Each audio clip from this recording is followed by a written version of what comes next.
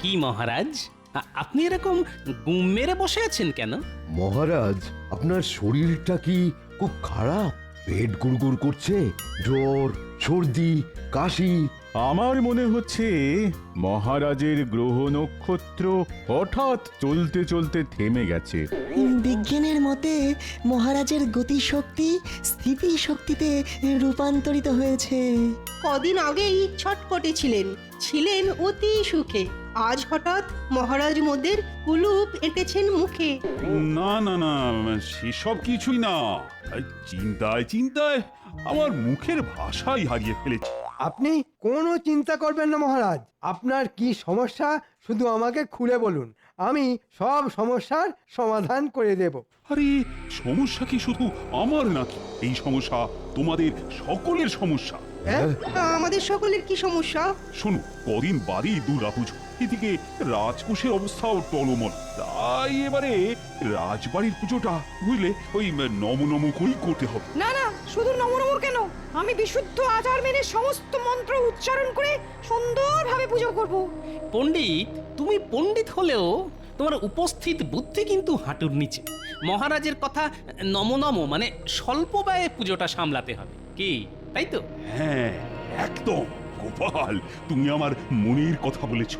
কিন্তু মহারাজ, গোপালের কথা শুনে আপনার মন ভরলে কি হবে? রাজকোষ তো আর ভরল না।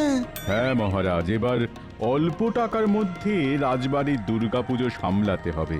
তখন থেকে সেটাই তো ভেবে কুল কিনারা পাচ্ছি না। মহারাজ, মহারাজ, আমার মনে হয় এই পুজোর কেনাকাটার দায়িত্ব গোপালের ওপর ছেড়ে দেওয়া উচিত। কেন কেন? গোপাল কেন? কারণ গোপালের মতন কিপ্টে এ রাজ্যে আর একটাও নেই।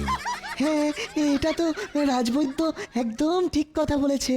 হ্যাঁ তাই তো, গোপালের মতো কিপ্টে তো এ রাজ্যে আরেকটা নেই। তাই এবারে দুর্গাপুজোর সমস্ত দায়িত্ব তোমার ওপরই ছেড়ে দিলাম গোপাল।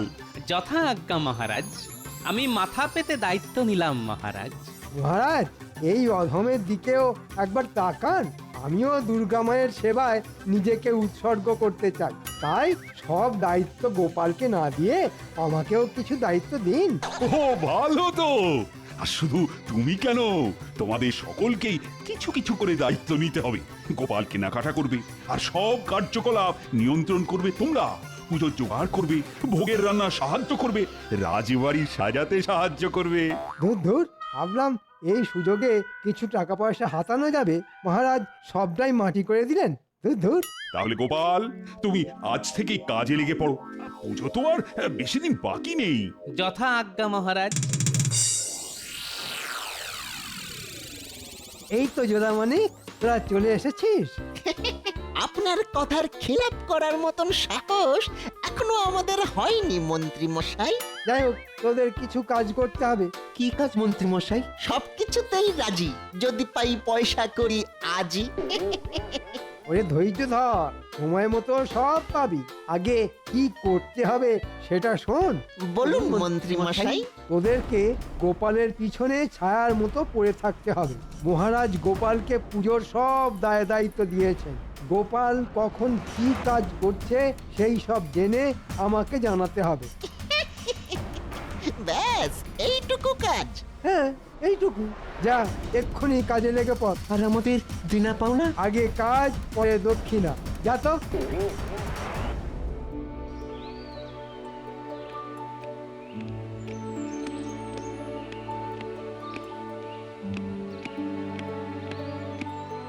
কি হরি, কি খবর?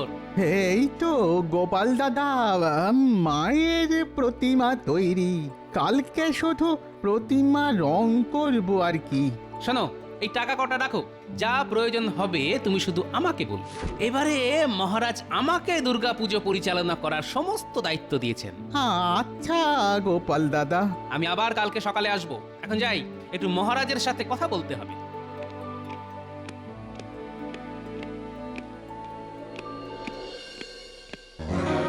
মন্ত্রীমশাই খবর জোগাড় করে এনেছি। কি খবর চটপট বলে ফেল।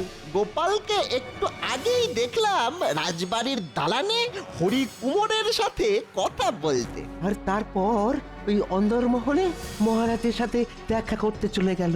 হরির সাথে কি কথা বলছিল সেটা বল। হরিকে গোপাল টাকা দিল।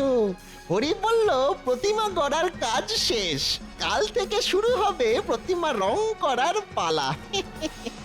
আচ্ছা ঠিক আছে, তোরা যা, এবার যা করার আমি করব। আমাদের বকশিসটা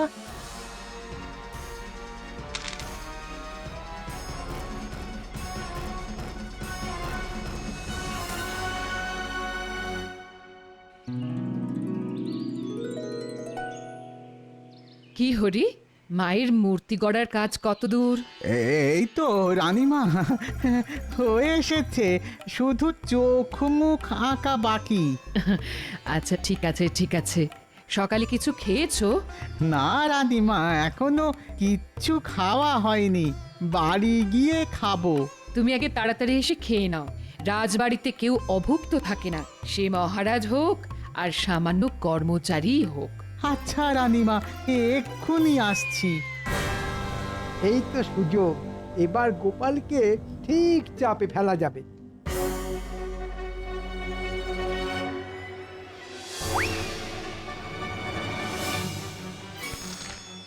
ব্যাস, এবার এই তুলিগুলোকে সরিয়ে রাখবো, তারপর যা দোষ হবে সব গোপালের নামে পড়বে।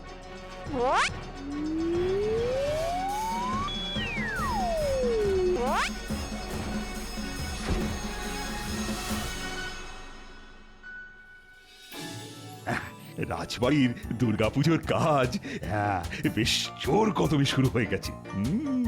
আমি গোপালের তৎপরতা দেখে বেশ খুশি হয়েছি। সে তো বুঝলাম মহারাজ, এবার আমাদের খুশি করার বন্দোবস্তটাও করুন। এই কদিন বাদেই পুজো শুরু হয়ে যাবে, কিন্তু এখনো পুজোর এবারের ভাতাটা পেলাম না। আরে পাবে পাবে, সব পাবে, একটু ধৈর্য ধরো না বিজ্ঞানী।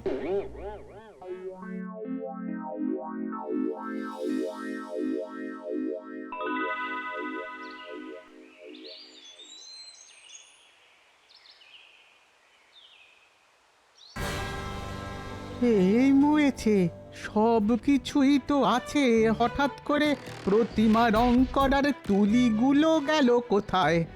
দূর দূর দূর, কোথায় যে রাখলাম তুলিগুলো? কোথায় যে রাখলাম? সর্বনাশ হয়ে গেছে মহারাজ, সর্বনাশ হয়ে গেছে। হ্যাঁ, কি সর্বনাশ হলো গো হরি? আর বলবেন না মহারাজ, আমার দুর্গা প্রতিমা গড়ার কাজ মোটামুটি সমাপ্ত, শুধুই চোখ মুখ আঁকা বাকি। এখন দেখছি আমার রং করার কোনো তুলি নেই। আচ্ছা হরি, তুমি তোমার বাড়ি থেকে আসার সময় তুলি এনেছিলে তো? হ্যাঁ গোপাল দাদা, এনেছিলাম। তাহলে তুলি রাজবাড়ির দালান থেকে গেল কোথায়? আমি চারিদিক তন্ন তন্ন করে খুঁজলাম, কিন্তু কোথাও পেলাম না। হ্যাঁ, এ তো ভারী মুশকিল হলো। তুলি না পাওয়া গেলে প্রতিমা গড়ার কাজ সম্পূর্ণ হবে কিভাবে? হয়েছে ওই গোপালের জন্য মহারাজ। ওকে দায়িত্ব দিলে এরকম তুলির মতো আরো কত কিছু দিনে দুপুরে উদাও হয়ে যাবে, দেখতেই পাবেন। একদম বাজে কথা বলবেন না মন্ত্রী মশাই। আমি অপয়া হলে আপনি একটা শুটকো। কি বললে? এই, তোমরা থামবে? আচ্ছা হরি, তুমি একটু অপেক্ষা করো, আমি রাজসভাসদের পুজোর বকশিস দেওয়ার কাজ শেষ করে তোমার সাথে এই নিয়ে আলোচনা করছি। তোমরা সবাই সারিবদ্ধভাবে সামনে এসে দাঁড়াও আর একে একে পুজোর বকশিস নিয়ে যাও। প্রথমে আসবে রাজবৈদ্য।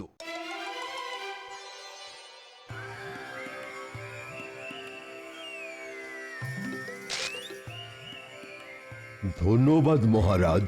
এরপর বিজ্ঞানী।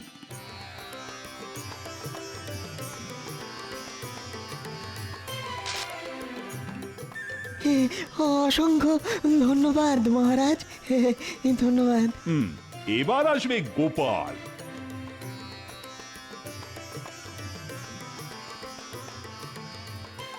ধন্যবাদ মহারাজ। মন্ত্রী, এগিয়ে এসো। এ কি মন্ত্রী, তোমার হাতে রং লাগলো কোথা থেকে? এই মরেছে, তুলিগুলো সরানোর পরে হাত ধুতে ভুলে গেছি। কি হলো মন্ত্রী মশাই, চুপ করে আছেন কেন? বলুন, আপনার হাতে রং এলো কোথা থেকে? হ্যাঁ মন্ত্রী, বলো। আগে না মানে কিছু না মহারাজ। আচ্ছা হরি, তুমি একটু এদিকে এসে দেখো তো রংটা চেনা চেনা লাগছে কিনা। হ্যাঁ হ্যাঁ, এই নীল রং দিয়েই তো আমি কার্তিকের ময়ূর রং করেছি। হ্যাঁ, তাহলে তো দেখছি হিসেবে একদম পরিষ্কার হয়ে গেল। তোমার তুলি উধাও হওয়ার রহস্যের কথা একমাত্র মন্ত্রী মশাই বলতে পারেন। মন্ত্রী, আসলে মহারাজ, আমি চিত্রশিল্পের জন্য তুলিগুলো নিয়েছিলাম, ভেবেছিলাম পরে ফেরত দিয়ে দেব। যাও মন্ত্রী, তুলিগুলো যেখানে সরিয়ে রেখেছো সেখান থেকে নিয়ে এসো, নইলে তোমাকে আমি চিত্র বানিয়ে একেবারে দেওয়ালে টাঙিয়ে দেবো। আচ্ছা মহারাজ, তোমায় আমি পরে দেখে নেব গোপাল।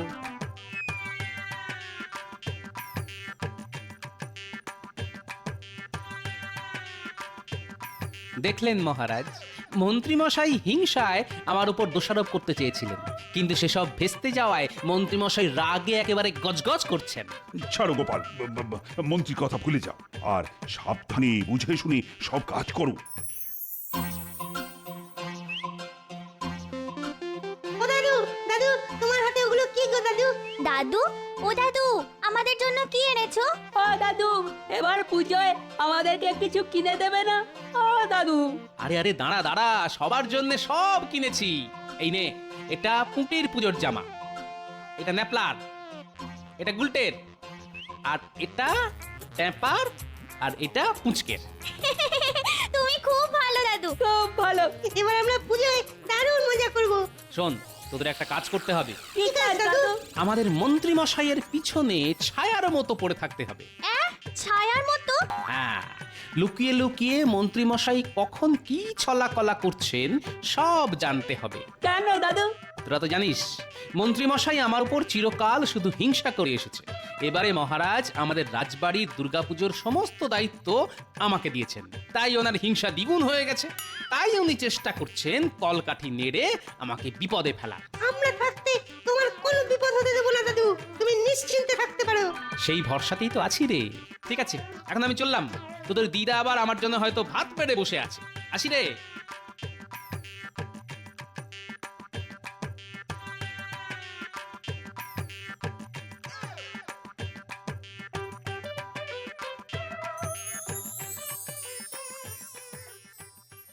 দেখেছো, মানুষটার কোনো কাণ্ড জ্ঞান নেই। সে কখন থেকে ভাত বেড়ে বসে আছি, এখনো বাড়ি ফেরার নাম নেই। এই যে এসে গেছি। আহ গিন্নি, এত উতলা হচ্ছ কেন? পুজোর কেনাকাটা করতে হলে একটু দেরি তো হবেই। তা আমার জন্য কি কিনেছো শুনি? জামদানি, বেনারসি নাকি ঢাকাই মসলিন? এনেছি যখন নিজের চোখেই দেখে নাও। বাবা, দেখেই না তোমার চোখ একেবারে ছানা বড়া হয়ে যাবে। কই কই দেখি দেখি। এই যে দেখো গিন্নি, তোমার জন্য পুজোর শাড়ি। মাগো, এ তো সামান্য একটা তাঁতের শাড়ি। কি বলছো কি গিন্নি? তাঁতের শাড়ি সামান্য? তাঁতিরা কতদিন ধরে তাঁত বুনে এই শাড়ি তৈরি করে জানো? ভাবলাম জামদানি, বালুচরি কি ঢাকাই মসলিন কিছু একটা আনবে আমার জন্য। শুধু শুধু তোমার কথা ভাবলেই বুঝি চলবে? ওই নাতি নাতনিদের কথা তো ভাবতে হবে নাকি? সবকিছু বুঝে শুনে চলতে হবে তো। ঠিক আছে ঠিক আছে ঠিক আছে, এখন খেয়ে নাও। আমি পুজোতে তাঁতের শাড়ি পরেই ঘুরবো, রাজবাড়ির বউ হওয়ার ভাগ্য করে তো আর আসিনি। দাদু, দাদু বাড়ি আছো? ও দাদু, দাদু, ও গোপাল দাদু বাড়ি আছো? কি হয়েছে রে ন্যাপলা গুলটে?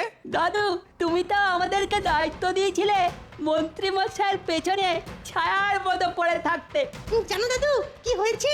আরে কি হয়েছে সেটা না বললে জানবো কি করে? মন্ত্রী মশাই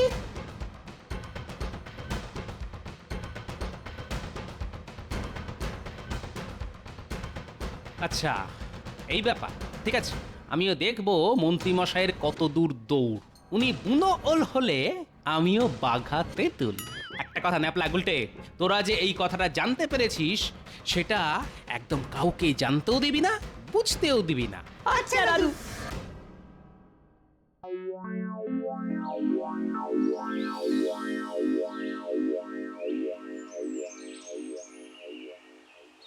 গো, বাড়িতে বসে আছো কেন? রাজবাড়িতে যাবে না? সপ্তমীর পুজো শুরু হয়ে যাবে তো। রাজবাড়িতে গিয়ে আজ আর কোনো লাভ হবে না।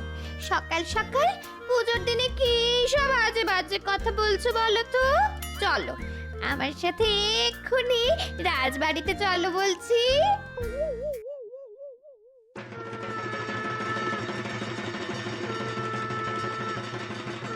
দেখো সবাই, এবারে রাজকোষের অবস্থা খারাপ হওয়া সত্ত্বেও গোপাল নিজে দাঁড়িয়ে থেকে কত সুন্দরভাবে সমস্ত পুজোর আয়োজন করেছে। বাহ গোপাল বাহ। সবই তো বুঝলাম মহারাজ, সবাই এসে এখানে হাজির হয়েছে, কিন্তু পণ্ডিতের এখনো অবধি দেখা নেই। আর পণ্ডিত না আসলে পুজো শুরু হবেই বা কি করে? নবপত্রিকা পুজো, কলাবউ স্নান করানো। হ্যাঁ, ঠিকই তো বলেছো। পণ্ডিত না আসলে দুর্গাপুজোটা হবে কিভাবে? সত্যি তো, পণ্ডিত তো ভারী চিন্তায় ফেলে দিল। দেখলেন তো মহারাজ, গোপাল ডোবালো তো। পণ্ডিত না এলে পুরো পুজোটাই ভেস্তে যাবে। এ তো সত্যি খুব মুশকিল হলো। গোপাল, ও গোপাল, তুমি একবার পণ্ডিতের বাড়ি গিয়ে দেখে আসো না। মহারাজ একটু অপেক্ষা করুন, পণ্ডিত নিশ্চয়ই আসবে। আমি হলপ করে বলতে পারি আজ পণ্ডিত আসবে না। এ কি বলছেন মন্ত্রী মশাই? একবার দূরে তাকান, এই দেখুন কে আসছে।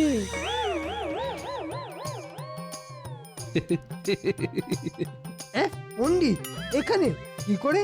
পণ্ডিত রাজবাড়ির পূজারী, তা এখানে আসবে না তো কোথায় যাবে? হ্যাঁ, না আমি তো কি বলছো মন্ত্রী? না, কিছু না কিছু না, এমনি এমনি। কি মন্ত্রী মশাই অবাক হয়ে গেলেন? আপনার পরিকল্পনা ভেস্তে গেল তো। কিসের পরিকল্পনা? কিসের ভেস্তে যাওয়া? তাহলে শুনুন, আমি ঘটনাটা বলি।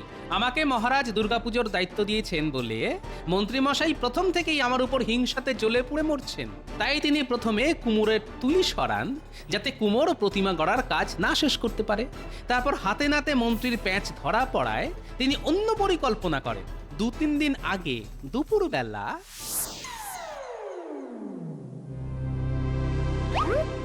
কি ভগবান, বাড়ি আছো? আরে মন্ত্রী মশাই যে, তা হঠাৎ করে আপনি আমার বাড়িতে? কোনো দরকার বুঝি? হ্যাঁ শোনো, তোমাকে এক কাজ করতে হবে। কি কাজ? আগে বলো, তুমি পুজোর সময় তোমার দেশের বাড়ি উড়িষ্যায় যাও কিনা? হ্যাঁ যাই। কেন? এবার তোমাকে তোমার সাথে আর একজনকে নিয়ে যেতে হবে। হ্যাঁ, আরেকজনকে? বলেন কি, কাকে? আমাদের রাজসভার পণ্ডিতকে তুলে নিয়ে যেতে হবে। এই মরেছে। তাহলে কৃষ্ণনগর রাজবাড়ির এই পুজো কে করবেন? তোমাকে ওসব নিয়ে একদম চিন্তা ভাবনা করতে হবে না। পুজো হবে কি হবে না সেটা আমি বুঝে নেব। কিন্তু অত দূর একজনকে নিয়ে যাব, তা ওই খরচপাতি তা সেটা তো আছে নাকি? এই নাও তোমার খরচাপাতি। কাজটা যেন ঠিক সময় হয়ে যায়। হ্যাঁ, আপনি একদম চিন্তা করবেন না মন্ত্রী মশাই। আমি ঠিক সপ্তমী পুজোর আগের রাতে রাজপণ্ডিতকে আমার দেশে উড়িষ্যায় নিয়ে চলে যাব। মনে থাকে জানো। একই সর্বনেশে কাণ্ড রে ন্যাপলা। আমাদের পণ্ডিত মশাই চলে গেলে রাজবাড়ির পুজোটা হবে কি করে? চল চল, এক্ষুনি গোপাল দাদুকে খবরটা জানিয়ে আসি। দাদু, ও দাদু, বাড়ি আছো? দাদু, ও গোপাল দাদু। এরপর মহারাজ আমি সোজা চলে যাই কেলে পচার বাড়ি। কিরে কেলে, বাড়ি আছিস? হে গোপাল দাদা, বলো বলো, তা হঠাৎ তুমি আমার বাড়িতে? শোন কেলে, তোকে চোর থেকে পণ্ডিত হতে হবে।